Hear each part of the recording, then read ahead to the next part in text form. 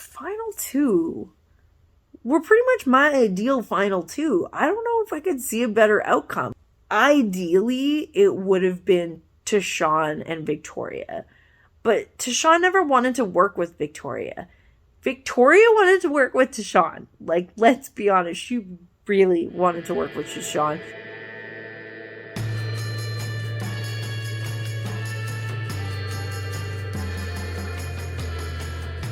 Hey sailors, it's the girl with the lighthouse tattoo, and I just wanted to round up Big Brother Canada 9 because I spent a lot of time this year watching it and watching those live feeds, and I mostly kept my mouth shut. Mostly. But yeah, the fandom with Big Brother is pretty intense. You know, if you're watching this, you probably know just exactly what I'm talking about. There's a lot of intensity and a lot of passion, and I very much appreciate where it all comes from, but I mostly try to keep out of it because I don't have the heart for the arguments and the fights and the conversations that sometimes come up. So yeah, anyways, I don't know. I just had such an enjoyable time watching this season. Usually when I watch a season of Big Brother, there are moments that I really wish turned out different, or it gets really boring and predictable because you know exactly what's going to happen because of a dominant alliance, or any number of other things that might be uncomfortable or just straight up racist sometimes. So it was really nice to not really have any of those moments. I mean, of course, there were definitely microaggressions that we saw in the live feeds that weren't included in the episodes. There were definitely moments where people said things that were inappropriate, did things that were inappropriate, but at the end of the day, there wasn't like an expulsion or some crazy nonsense like there has been in recent memory. So yeah, that was kind of nice. And then the actual gameplay was really interesting and messy and wild and so much fun.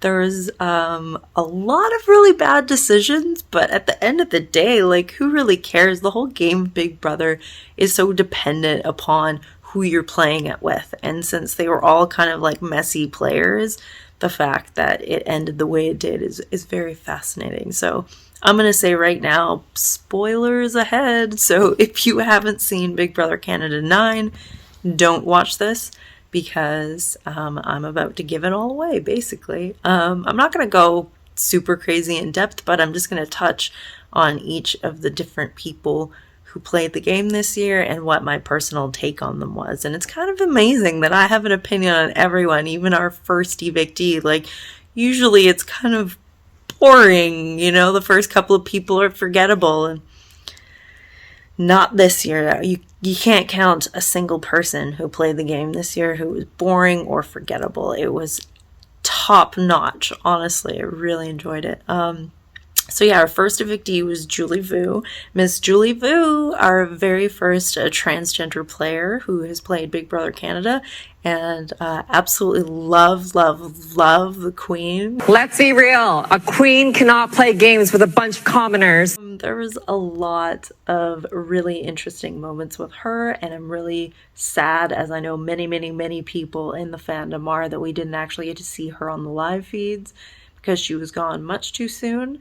But I'm so glad that we did get to see her, and that now I get to enjoy her on YouTube and all the other socials, because Miss Julie Vu is a presence and we all know it. So I'm so glad that she's out there and we can enjoy more of her. I mean, let's be real, girl, your game was messy and it was a lot, too much too soon, but you were also defending yourself in a situation that was kind of crazy when Josh blew up the house.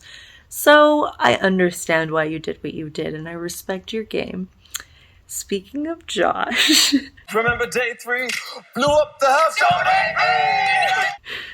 Unsurprisingly, he was out second because he did blow up the house, and, you know, if it wasn't for the LaToya flip, then he probably would have been out the first week, but, you know, things work out the way they do, and we got to see a little more of Josh, and I loved his reenactments of drinking the water while on Twitter afterwards. That was adorable.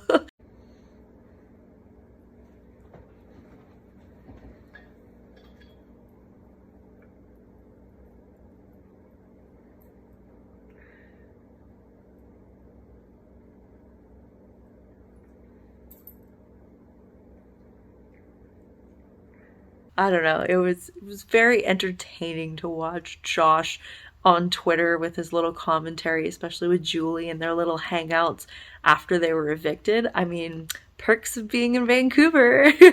I only wish I could meet them under normal circumstances, being also a Vancouverite, but you know, COVID. Yeah, and then Latoya was third out, and Latoya I had a lot of respect for, but my issue with Latoya is she just played too hard. She played way, way, way, way, way too hard. Like, she walked in day one and was like, okay, this is a game, let's go. And while I respect that and have so much love for her, especially the attitude she served on finale night, oh my goodness, was that tasty. Oh my god, I laughed so hard. I rewound that moment, her little comment about Beth, I want to say at least 10 times. And then my mom came over, and I talk about Big Brother so much, she wanted me to show her again. So we rewatched the episode, and I had to rewind it a good 3 or 4 times for her too. Oh my goodness. I was disappointed to see Jed put Keith on the block. I think that hurt his game, along with the showmance with Beth, that I don't think anybody enjoyed seeing. I love Latoya. I just think she should have just played it a little bit cooler at the beginning. Unfortunately, her and Victoria just didn't really get on for whatever reason, probably because they're very, very different people with different attitudes and, you know, experiences. But if they had, like, listen to each other's advice, if the two of them had teamed up, because they were so drastically different but both really good players, but both a little bit messy in their own ways. I mean, Latoya way less so, obviously, but she just played too hard. That was her main mess, you know, if you will. Like, you gotta give it a little bit of time. The first couple weeks, people are still trying to feel each other out, build trust. So running and trying to flip the vote 3 weeks in a row. Third week, bitch you, I guess. I feel really bad, girl. You played a good game. You deserve to do a little better than that. And Jed even said it himself. We did her dirty. They did. Those guys really did do you dirty. But, it was what it was, you know. This year was crazy because honestly, every single week I will continue with the people being voted off each week. But man, like, it's honestly shocking that I can't think of a single week where I was like, oh yeah, that was kind of boring, or nothing really happened on feeds. And next up, Kyle. Oh my goodness, Kyle. I am so glad that we got the gift of Kyle 1 and 2 and the whole chaos. All because Ethan Vance didn't even get Vance, whatever. The guy who got evicted before even entering the house, which I didn't know was a possibility. Did you? But seriously, that whole thing was so ridiculous before the game even started. So for anyone who might be watching this, if you potentially care enough to make sense of this nonsense without having watched the season, pre-season, there was a person who was supposed to be in the house named Ethan Quance. I don't know if that's how you pronounce it or not. Irrelevant. He got removed from the game before starting because of some allegations about him, which I won't even get into. But that's how we got Kyle Moore. And then when the internet first found out about this switch, they're like, oh, we need to do some digging into Kyle Moore to be sure that there aren't allegations against this man as well. Well, we found the wrong Kyle Moore. Very quickly realized this, and then all we wanted was the wrong Kyle Moore. Because the wrong Kyle Moore is awesome. And he's got like a mental health podcast, and he's like super woke and adorable and has such a good attitude about the whole thing, and he's been so much fun on Twitter. So yeah, I honestly would love to see Kyle 1 in Big Brother 10 or some other future Big Brother. That'd be a lot of fun. My favorite, though, is after Kyle Moore, the one who was actually on Big Brother, once he got kicked off, his little interactions with Kyle were my favorite. There was an old tweet. Josh had said, here's a thread of all the things we like about our favorite players. I'll start. So then Julie Vu replies and tags some people, and instead of Kyle Moore, she tags Kyle Moore. And Kyle, too, aka the one in the house's response after evicted.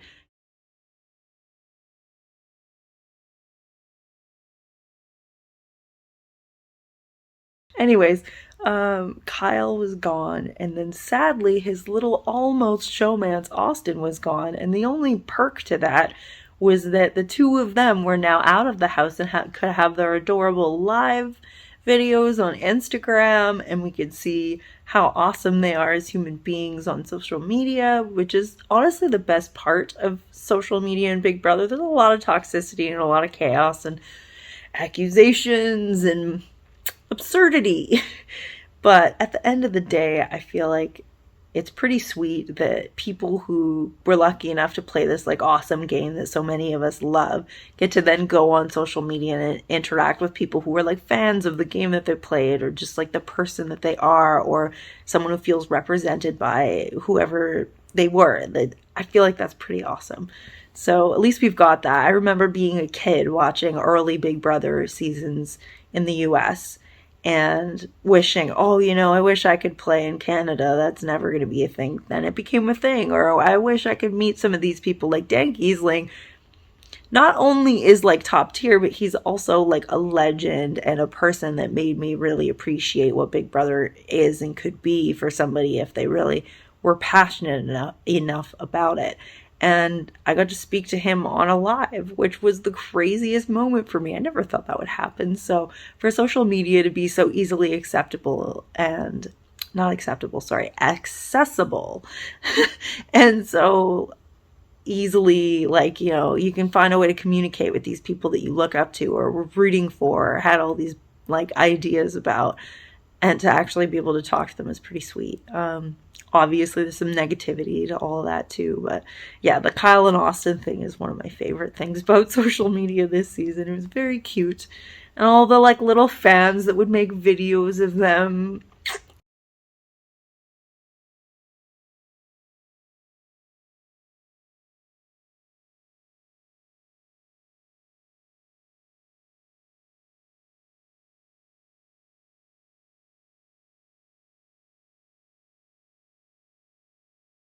I feel like Kyle and Austin were the showmans we needed, but didn't get this year because we didn't deserve it. And I don't know why, but ultimately we got Jen and Beth.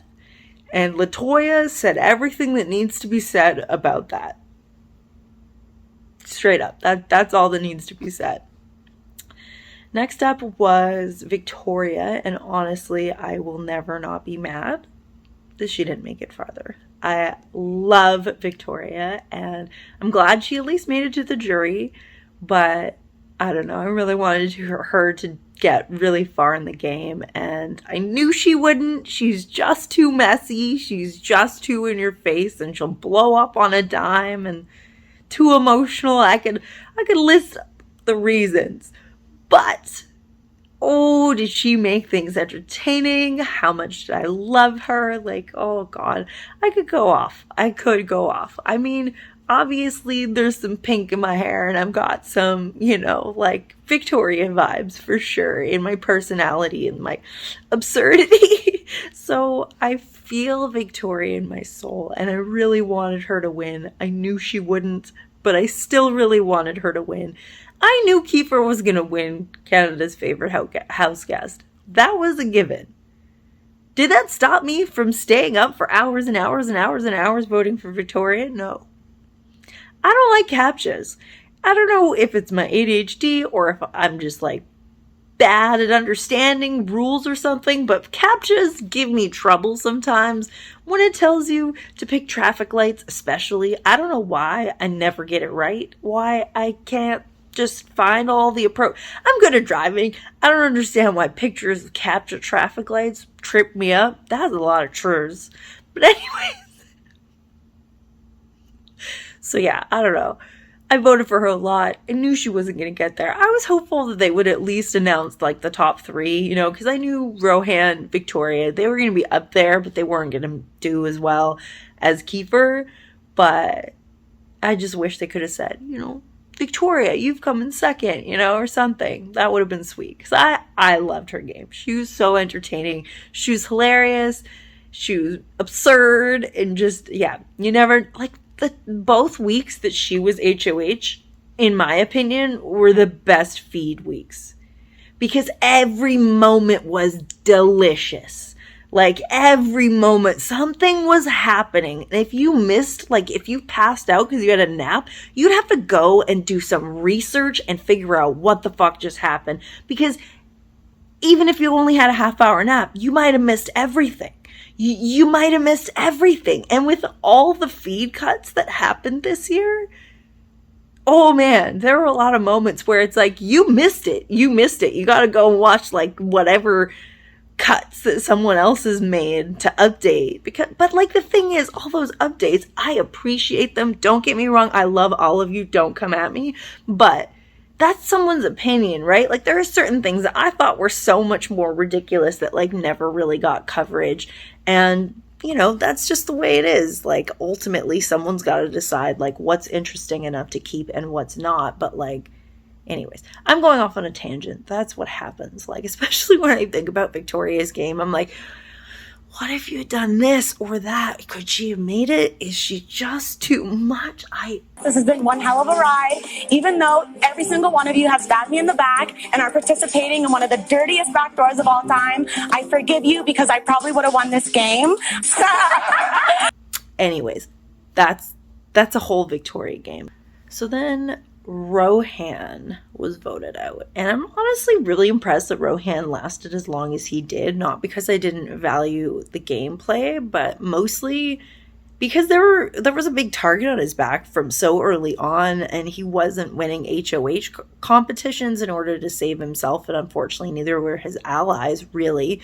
Austin did, but like beyond that, it was so iffy. Like, Victoria was such a mess. So it was really hard to know whether Rohan was safe, and I think he got lucky in a lot of ways, but he also got unlucky because he could have gone so much further. And if the guys had actually stuck to their, like, we'll leave you alone if we leave you alone in return deal, but none of the 4 guys even won, so it didn't really matter if they were making deals or whether or not they were real or fake or any of that. My God, I know so many random details about deals that these people have made with each other in a game that is now over. So none of it is relevant. Wasn't relevant for weeks now. And it's like, that just lives in my head, rent free. I don't know what to say. It's absurd how much time and energy I put into this game. And it's funny because, like, I would love to play the game, but I don't think I'll apply. Because, like, the fandom is too crazy. Like, people are insane. Like, I'm not even allowed to say that I don't identify as white because I was born in Iran. My dad barely speaks English. And, like, literally, like, my entire history is based on a completely different culture than European or Western-centric culture. And yet I'm not allowed to say that I don't believe I'm white. Like, I was called brown as a kid, but because people on Twitter say that I'm a white lady, that means I'm a white lady, right? I don't know. The fandom is weird. And I don't want to be on the show and have it ruined by, like, people who are going to attack me for all sorts of absolute nonsense. Because, like, I've seen things that, like, will happen that will turn into, like, huge race conversations that are, like, shocking. Because sometimes, yes, there are things that need to be discussed. Absolutely, a lot of inappropriate comments were made by a certain blonde woman this year. But realistically, not every single thing in the world is race related. Some are, absolutely. And those need to be discussed, addressed, and dealt with. But yeah, it's toxic, and unfortunately that's the reality of it. When it comes to Rohan, I feel like I see that toxicity quite a bit. There are people who really want to elevate South Asian stories, and that's so beautiful to see, because I wish there was a little bit more emphasis on any sort of Asian story told on Big Brother Canada. I'm so incredibly grateful to see the diversity. And honestly, there's a time and a place for everything. And I believe the time and the place for Big Brother to talk about Asians will come. Currently, there's a lot of attention on the Black experience, and I think that that's an important story to be told. And I think that the Indigenous story that was told through Kiefer was also beautiful, but it also was very interesting to see that Veto King Rohan wasn't even really in the flashbacks or anything for the finale. So like, to see the year of diversity and see not really any sort of conversation about Rohan and his experience with diversity, nor was Julie spoken to as the only Southeast Asian person who was in the house. Considering that May is Asian Heritage Month in Canada, and it was never mentioned, and nobody in the house was actually given a moment to discuss their Asian heritage at all in any shape or form, was a bit disappointing. But again, there's a time and a place for everything, and I understand the reason to celebrate the stories that were celebrated this year, and I think that it's important and beautiful. And honestly, it was a historic win this year for Tashawn to be the first Black winner of a North American Big Brother game that was not a celebrity version. And I congratulate him, and I congratulate everybody who feels represented. Honestly, the reason that I love Big Brother Canada especially so much is because the first time that I ever saw a person play the game that was Iranian was season 2, Netta. I mean, technically Tala in season 1 was also Iranian, but it was just a little different with Netta. I don't know why. I feel like she just represented her culture a little bit more. Still not like a huge part of the episodes, and it was never like, the diversity of our culture is never really spoken about. We pass enough, and our culture is, I guess, similar enough, and it's just kind of whitewashed and forgotten and ignored, and that's fine. It is what it is, especially, what was that, 7 years ago? I understand the world was definitely in a different place, but for me to see an Iranian woman who was not characterized as a victim like you often see in pop culture, or covering her hair, or any of the other tropes that you see, like some sort of victimization, it wasn't necessary, because she was a boss. She was the one being a saboteur without even being asked, getting up to crazy missions and basically teaching the ultimate winner of the season how to play Big Brother, because he had no idea.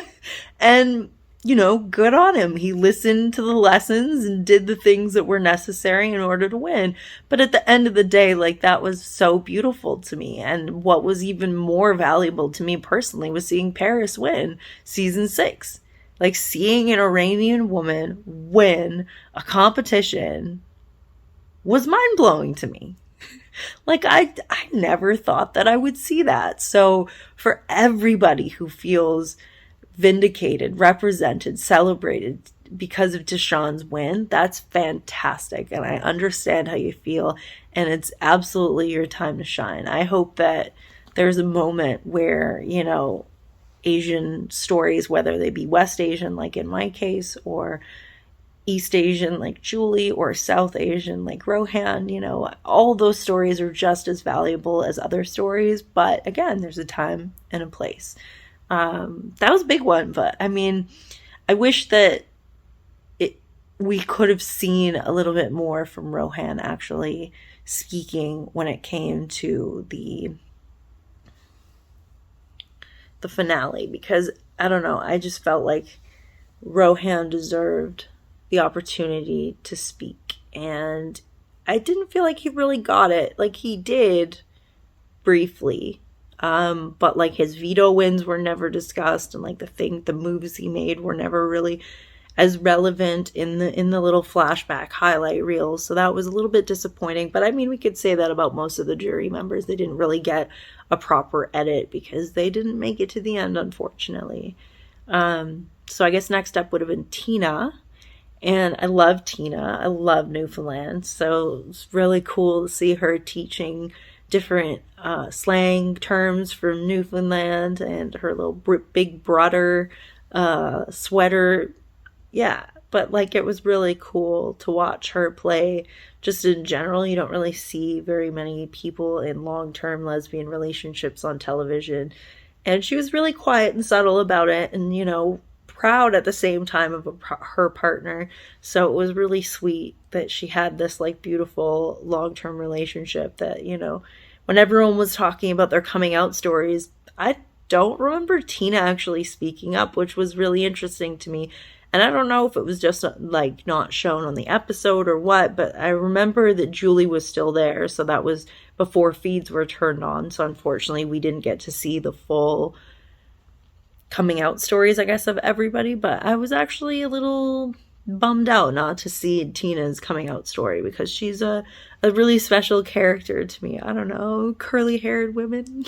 Like, maybe I just like to see myself in each of the characters. Am I selfish or narcissistic? Who knows? But at the end of the day, like, I don't know, it was just really nice to see like an older lady who wasn't afraid to like try something new, to go out and be a hockey player, you know, even if she didn't know what a blue line was.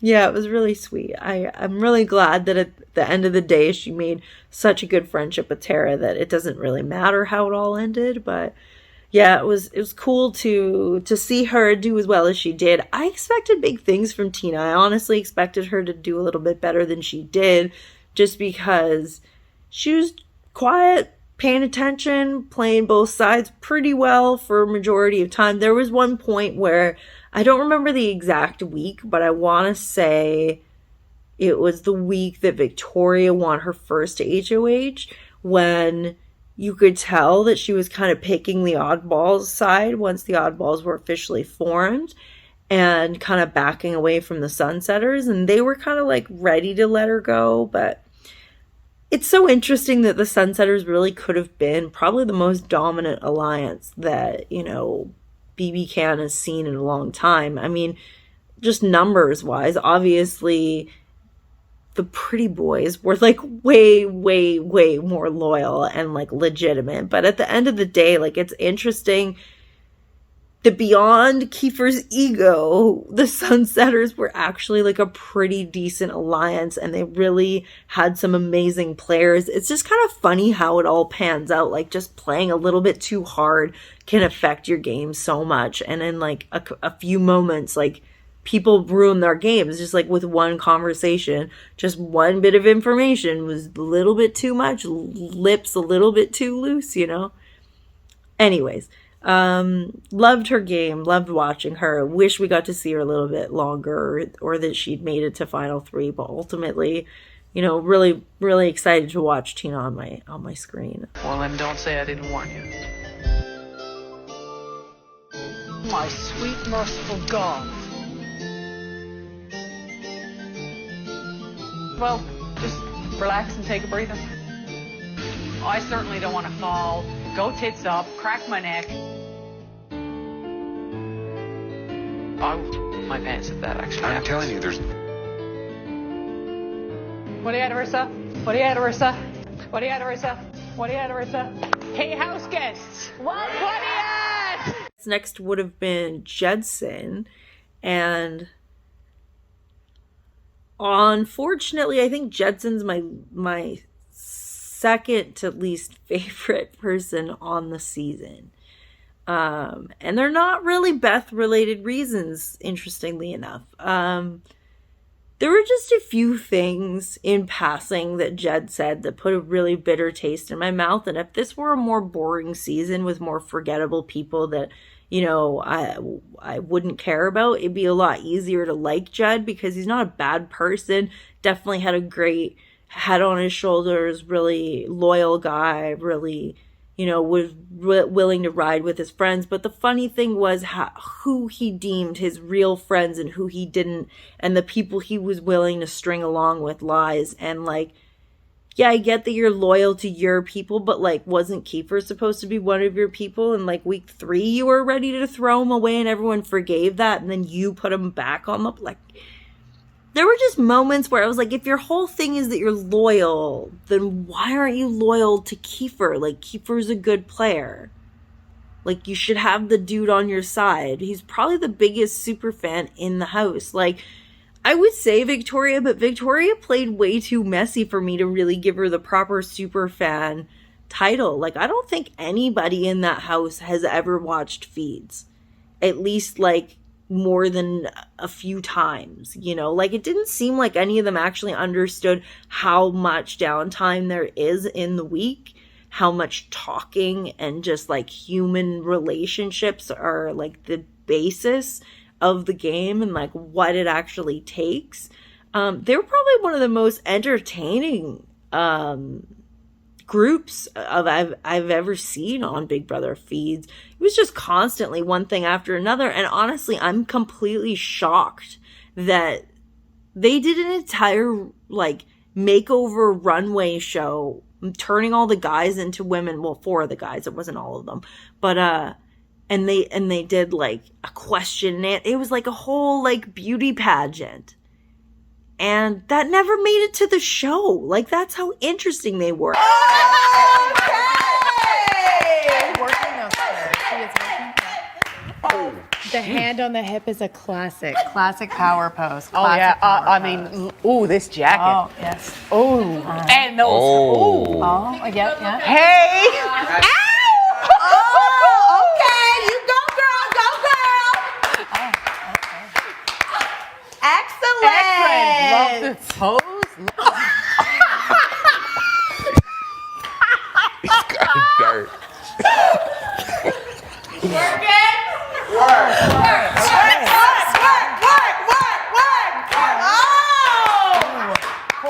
Horse knees. That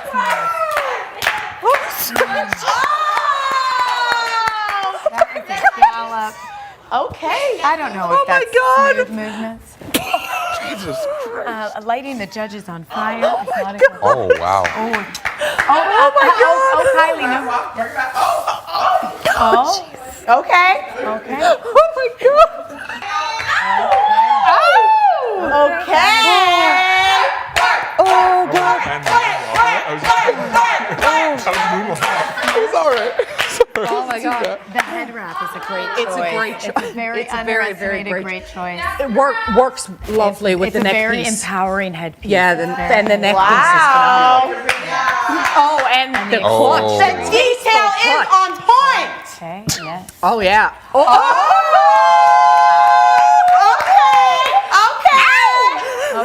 Wow.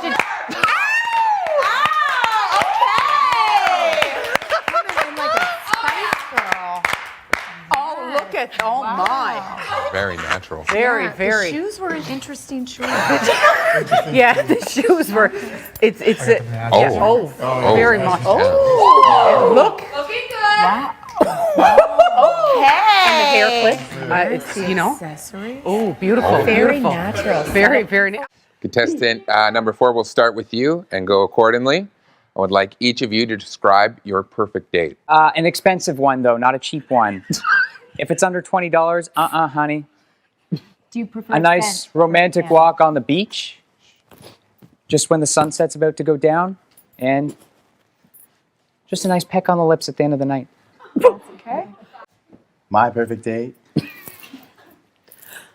Sunset in the park. Picnic in the dark. Oh my God. Wine by the bottle. Hold me like a throttle. Wow. Sun goes down. Jedediah is in town. All right, Kylie. I'm a simple girl. This now is motorbike. Takes me for a ride. 6 or 7 darts. And I'm set.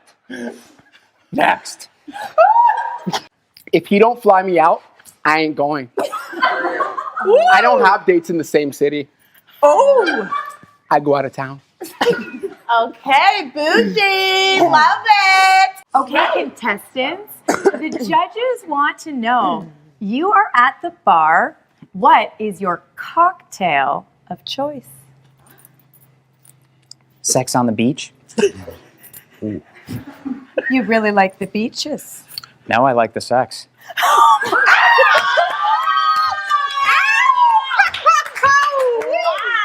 A woman that knows what she wants. Bellini. Oh. I like it sweet. Okay. Kylie. I just like to lick ashtrays. Okay. Okay. Okay.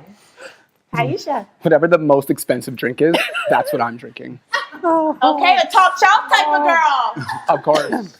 All right. Okay, so my question for you lovely, lovely creatures is, what is your favorite part of your new look? The favorite part of my new look, I think, is my lashes. I don't see anybody else with lashes up here, and I think it's what makes me stand out. Noted. Very. Okay, Jediah. Mine has to be my beautiful head tie. Can we keep it together over here, please? Yeah. You reek. Jediah. But I was saying, my beautiful head tie, really very cultural, a lot of significance, and very beautiful. It is. I hope you accept, Very. respect that. Very. Okay, Kylie. My tits look great in this dress. I love nicotine. Okay, and Taisha.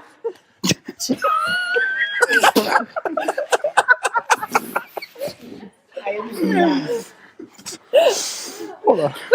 Oh my God. Hold on.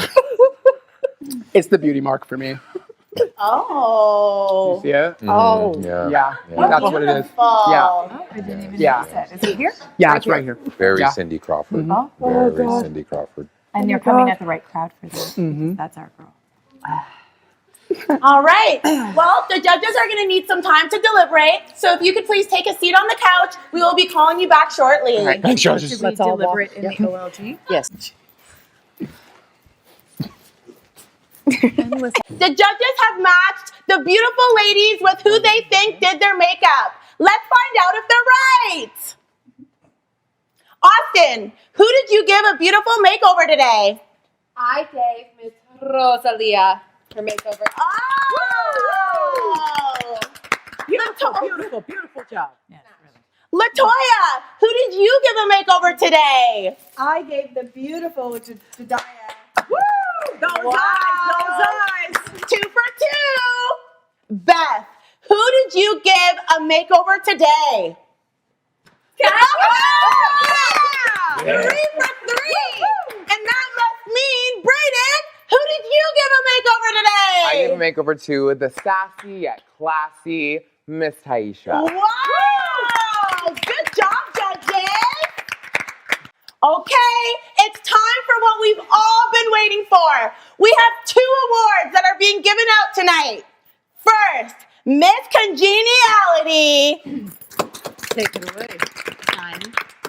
Ladies, this was some stiff competition. But Miss Congeniality is an award that is very important to this competition. We wanted to pick the girl that was true to herself and wasn't afraid to be who she was born to be. And for that reason, even though we may not agree with her habits, we have chosen Kylie. Kylie!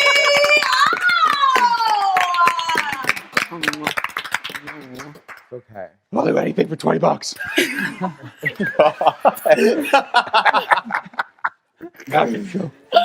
I am crying. Crying. Oh my God. Congratulations, Kylie. We still have one more award to get to, and that is Best in Show. All right, judges, who will it be? As we all know, Best in Show is the most coveted award of this competition. And ladies, you all look beautiful for many different reasons. Jedediah, your look screams culture and class, and the judges really liked that. Rosalia, you owned the room, and the fire red was on point. As for you, Taisha, we must say your walk was the best walk we've seen in this competition. Oh? Snaps for the walk. But only one lady What about me? Best in Show. We already gave you an award. Thanks. There can only be one Best in Show. And the Best in Show will have to go to the woman who wore the best lashes.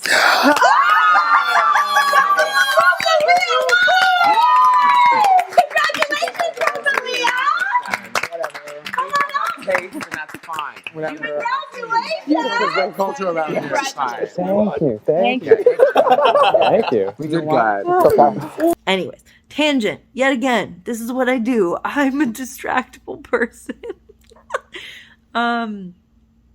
Yeah, so my issues with Judson, again, if this were a different season with different people, he wouldn't be rated so low for me. But honestly, the thing that bothered me the most about him is, I believe Tashawn was talking about having certain qualities of ADHD. I don't know if it was Tashawn or Kyle. I believe it might actually have been Kyle, but anyways.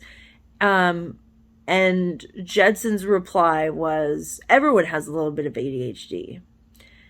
And I hate that. I hate that a lot. As someone who has pretty severe ADHD and who's known for at least 11 years that I have ADHD, and who didn't actually take my own ADHD seriously until the last 6 months, that's the exact kind of stuff that's so harmful that stops people from getting help, like from recognizing their own shortcomings and working on them to fix them, because it's so easy to get help, especially for something like ADHD.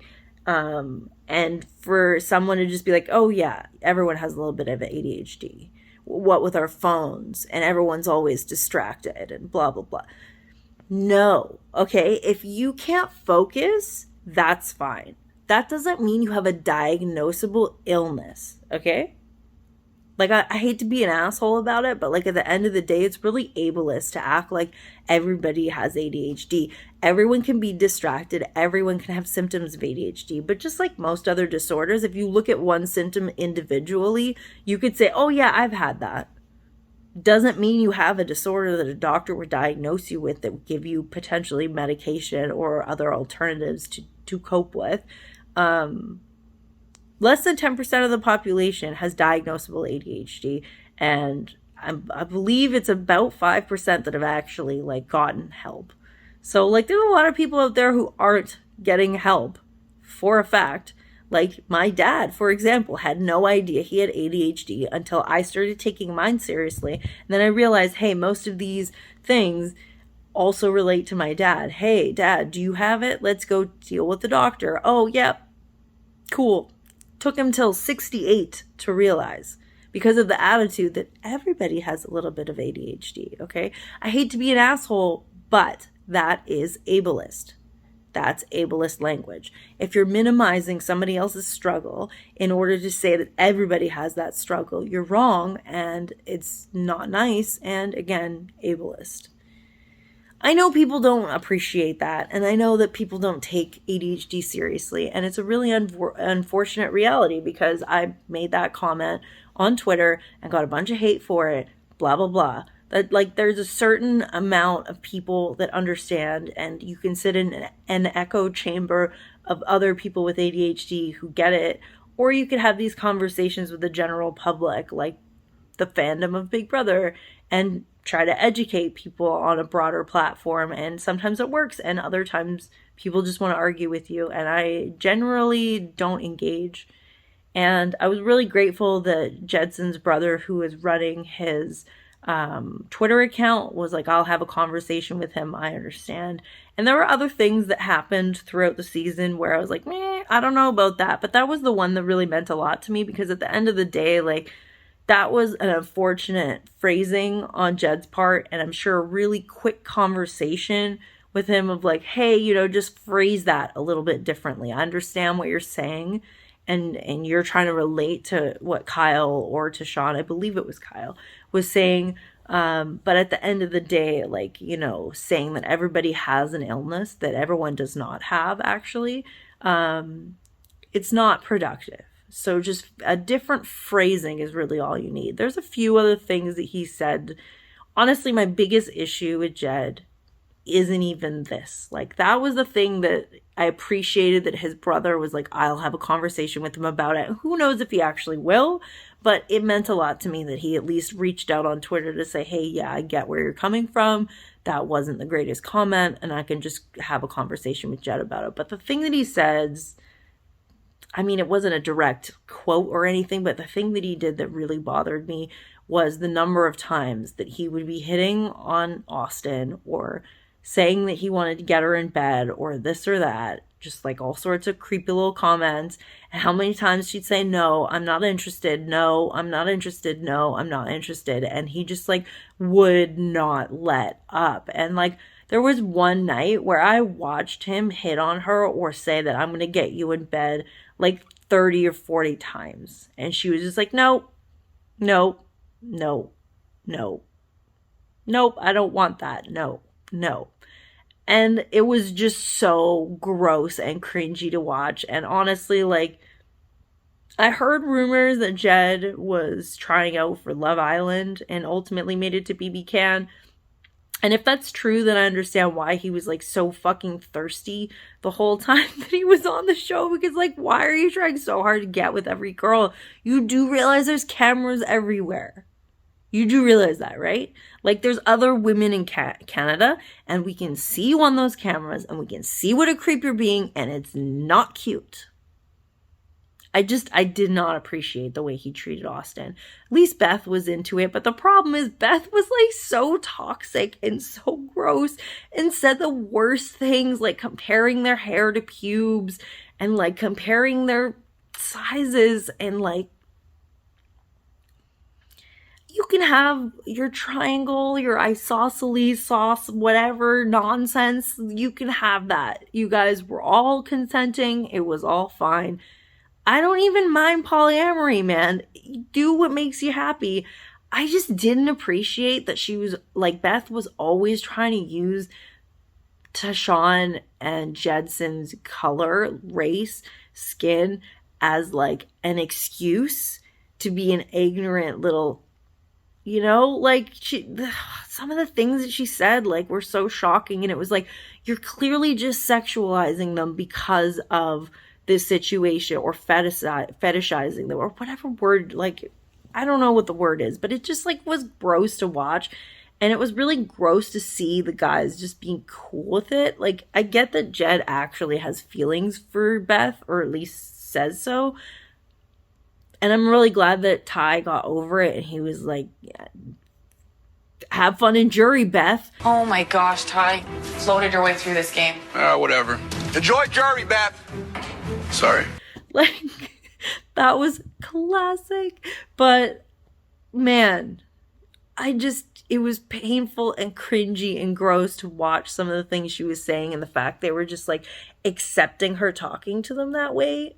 Anyways, I have a really tough time with Beth. I really hope that she can watch back some of the criticisms and the microaggressions that people summarize for her, and Jed's mom can have a conversation with her, and maybe they can all get through to her so she can learn a little bit. I believe that every human makes mistakes, and we all have room to grow. And if she's willing to change and willing to learn from her mistakes, like, at the end of the day, that's a good thing. If someone who's a social worker can learn to be less microaggressive, if you will, or, like, you know, inappropriate, that is a good thing. You should definitely learn to be less inappropriate.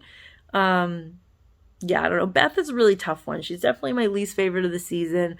I didn't like her gameplay. I didn't like that she was really negative towards other women and then still acted like female power and then tried to get really angry when the guys were, you know, supposedly her shields and she was just the woman that they drug along. The whole thing was very unfortunate to watch. I think that Beth did do some important things. She got rid of Vic. So, like, to me, I'm like, man, she made a pretty big move there. Like, she was the one I wanted to do well. So, like, for you to kick her out, you must have done something. But I don't know. There's just something so cringy about the way Beth behaved, especially with the guys. And I just can't get behind anything that she did in the house because of it. I mean, I'm sure I'll rewatch the season eventually, and I'll try to keep note of anything that I appreciate about her game, but ultimately, like, the way she got rid of Jed, just, like, the fakeness, the flip-floppy, and then, like, the fact that she's the fakest person in the house, laying on the couch that last, like, when Tara came back in the house, and she's like, I just can't be fake, I just can't do it, I just can't do it, and I'm like, who are you talking to? We have cameras. We've been here the whole time. Like, we've seen what you are up to, lady. What are you talking about? Ugh, Tara is a thorn in my side. Man, I meant Beth, but I said Tara. Because it's time to talk about Tara, I guess. It's time to talk about Tara, because that's a lot of T's. Trick shot Tara? I don't know. Too many T's, man. I don't know. Tiny Tiger Tara. Trick shot Tara. She's a force to be reckoned with, man. I didn't have very much respect for her at the very beginning because she would say certain things to the guys that I found inappropriate as well. Obviously not to the same degree as Beth, but there were certain things where I was just like, ooh, that's a little cringy. Like, what are you saying right now? Why are you being this way? But I really like Tina. Like, literally day one, as soon as I saw Tina, I was like, I like her.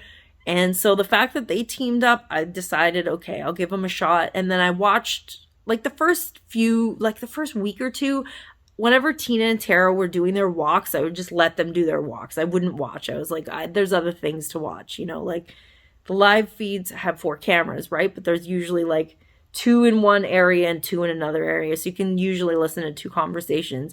And if I had the option, I wasn't really listening to Tina and Tara. I had better things to listen to. But ultimately, their talks really grew on me because I realized they were actually gaming. And I didn't get that at the beginning. Like, I thought they were just doing their little rounds, saying hi to everyone, being like the cute older ladies, just getting some exercise in. You know, like, I just didn't really give it much credit. And then to see them actually gaming, talking about what the possibilities were, like who was gonna get voted out, who would be better for their game, what they should say to different people in certain situations. Like, it was interesting. I didn't expect the two of them to be such good gamers. Like, TNT was a very underrated duo, and that the whole duo thing for the season I love. Like, if we could just get rid of these really big dominant alliances that, like, you know, unless they want to implode again, I'm fine with that. That was beautiful to watch. Like, I loved it. I didn't want the Sunsetters to explode, but also loved watching it, you know. But the duos were so much fun because you saw people have genuine connections with somebody they actually cared about.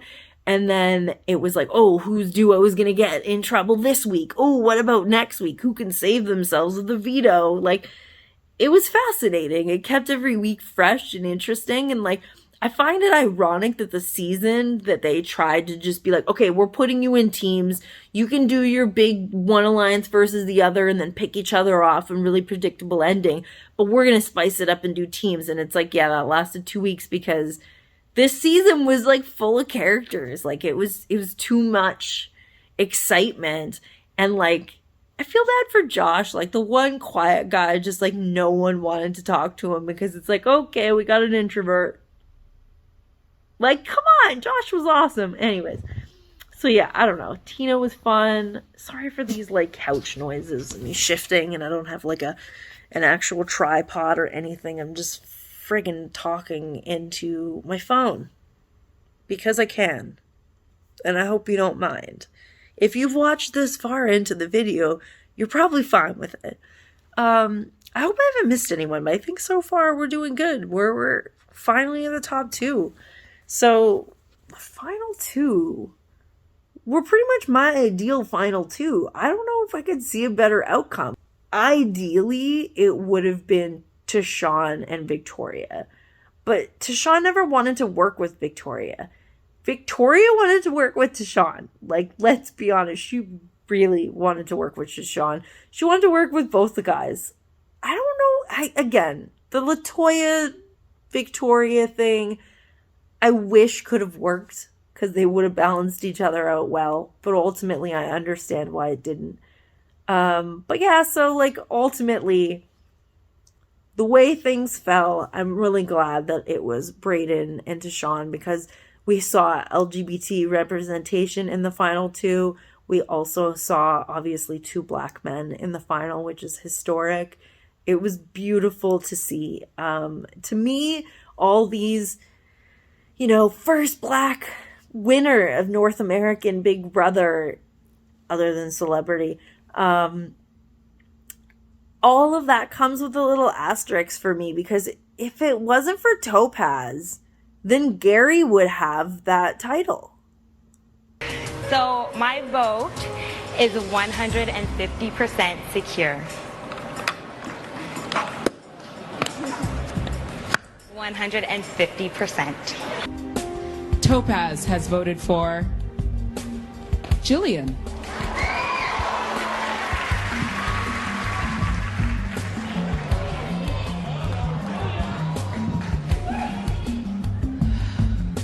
Wait a minute. Wait, what? Topaz. Yeah? We made the rules really, really clear. No! You vote? No, wait a minute, no! You vote for who you want to win. I'm so sorry, but the votes are final. No, wait a minute. No, wait a minute. Oy, oy, oy. No, Oy. wait a minute. No, wait a minute. There's nothing I can do. No, are you guys kidding me? No, someone switched it. Don't do this to me. No one switched it. Topaz wasn't sure if she had voted in the right way. We have the tape. This is Big Brother Canada. We tape everything. Roll it.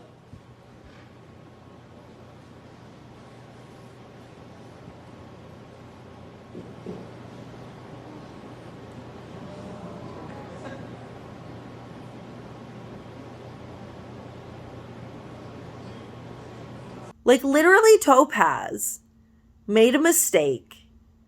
And every year we're reminded of it when Arissa says, you're voting for the person you want to win. Making it very clear that you can't make the same mistake that Topaz did. But if she had voted correctly, we would have had a black winner in Canada season 1. Which is insane to think about.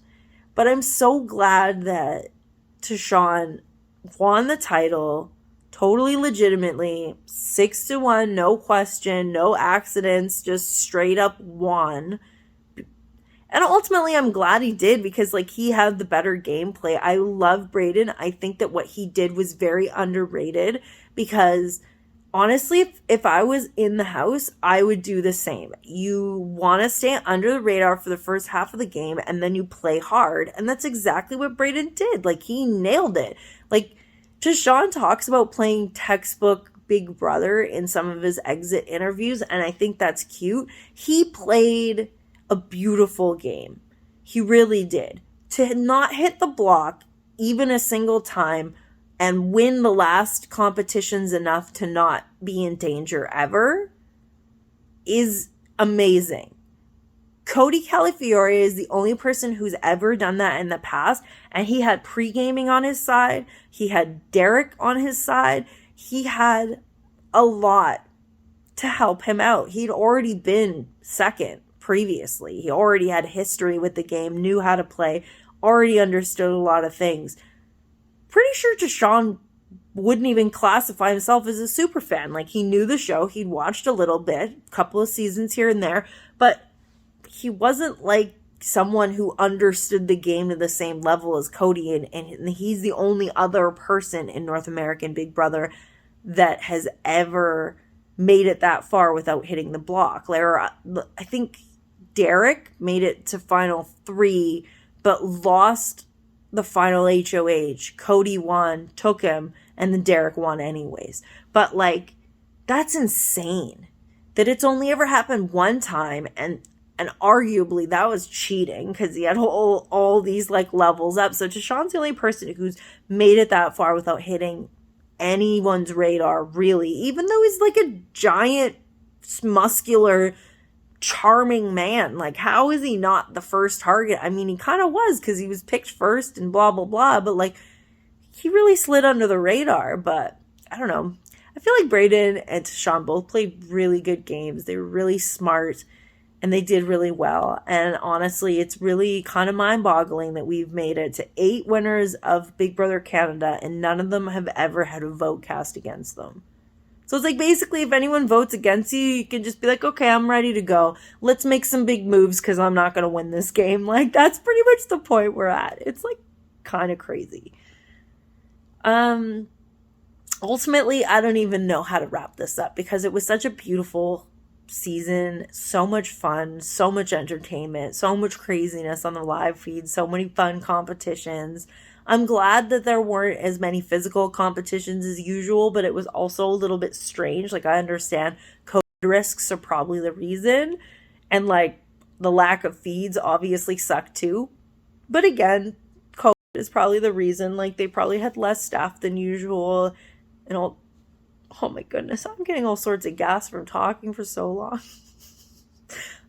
Yeah, so I don't know. I really feel for production because I feel like they get a lot of hate for like whatever being the way it was this year. And it's like, dude, we're in a pandemic and these people still put on this amazing show.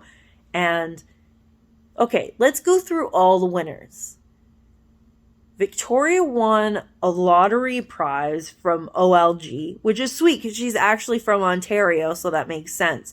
So OLG is the Ontario lottery. BCLC is the BC lottery, so that, like, where I live. So that's why I'm like, would that even matter to someone who doesn't live in Ontario? So it's cool that she got that. I don't know if they were like scratch and wins or whatever. Anyways, she won that. Let's hope she gets a cool prize out of it. Jed won some money. No, he won a trip. I think he won a trip, an Expedia trip. And he's probably going to take Beth, but let's be honest, I'm pretty sure his mom's going to convince him out of that. Rohan won some grills. That's fucking sweet, man. Some grills. And then Kiefer won Canada's favorite house guest, so 10 grand.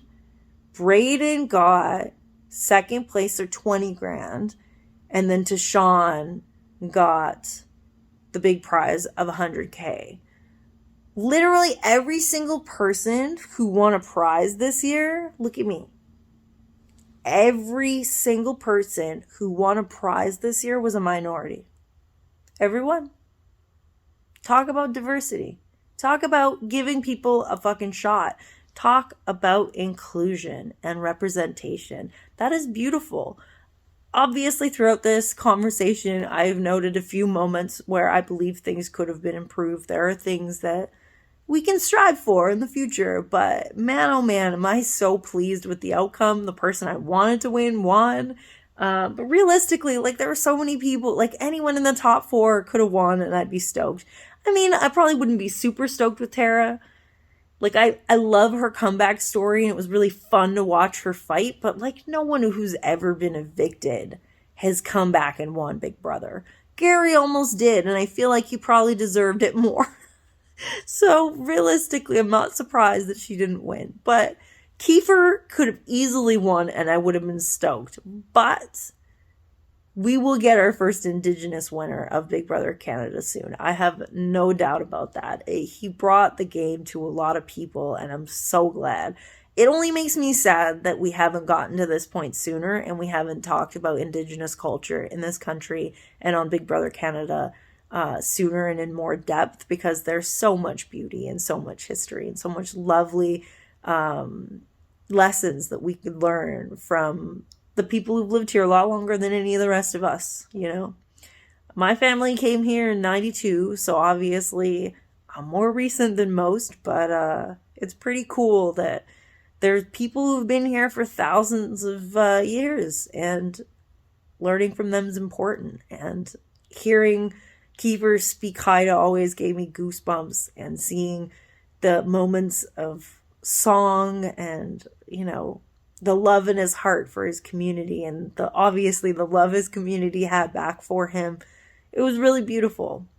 I don't know. It was just unbelievably nice to see everybody win something. You know what I mean? I only wish LaToya got to stick around a little bit longer so she could have gotten something great too. Honestly, Austin too. People forget about her too easily because she's a little lighter skinned. And as someone who's also a little bit lighter skinned but still a person of color, it's nice to see that, you know, there's some representation. Obviously, there's shitty people on the internet with their opinions, but at the end of the day, you know, we had a lot of inclusion this year, and I can't wait to see what next year brings. And if you actually made it this far, I am impressed. I appreciate it. And I would love to see you on more of my videos and my weird rants and conversations and story times and, you know, tattoo stories and other things.